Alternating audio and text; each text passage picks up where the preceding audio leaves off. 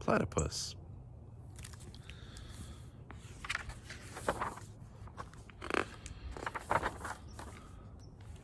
What a great day for collecting, said Platypus. Notice that he sleeps inside of a pillowcase in a pillow. He opened his special box and took out his collection. Not bad, he said, but there's something missing.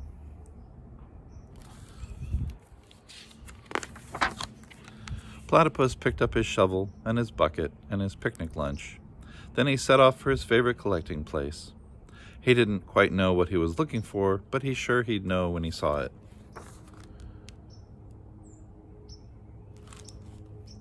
Platypus found some seaweed. Too slimy. He found a rock. Too big, he said. He found an old shoe. Very tempting, he said, but I've already got one.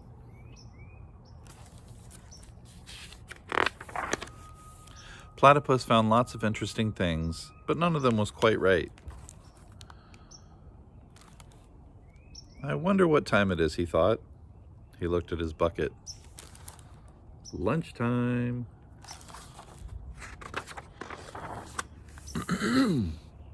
After lunch, Platypus built a sandcastle. Not bad, he said. Perhaps I can take it home for my collection.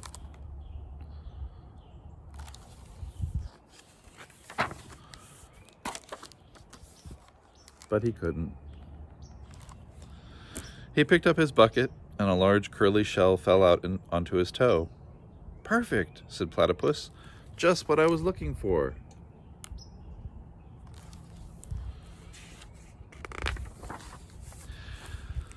This is what I was missing from my collection, he said happily. Something to remind me of the sea. Platypus took the curly shell home and put it in his special box.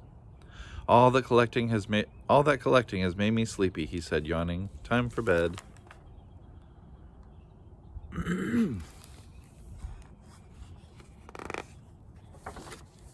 The next morning, when Platypus looked into his special box, the curly shell was gone.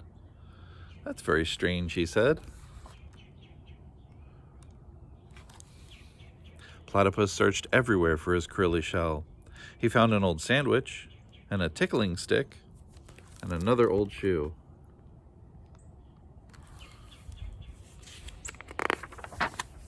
But no shell. Oh dear, said Platypus, I'll have to find a new shell for my collection.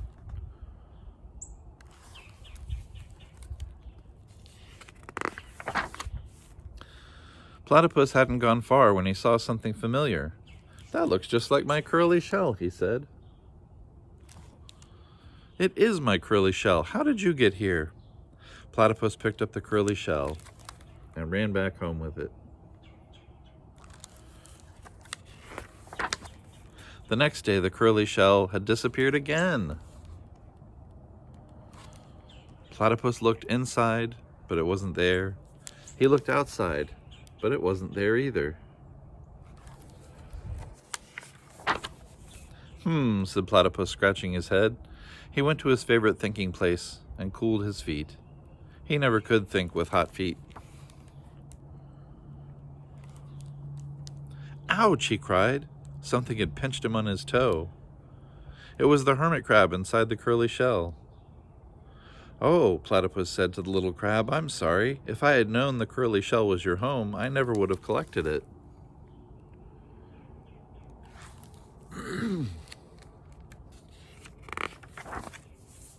Platypus carefully took the curly shell back to where he had found it. The hermit crab scuttled off toward the sea. Platypus found another shell in the sand. He looked inside. Hello? Is anyone home? He asked. There was no answer. He held the shell to his ear. He could hear the sea. Perfect, said Platypus.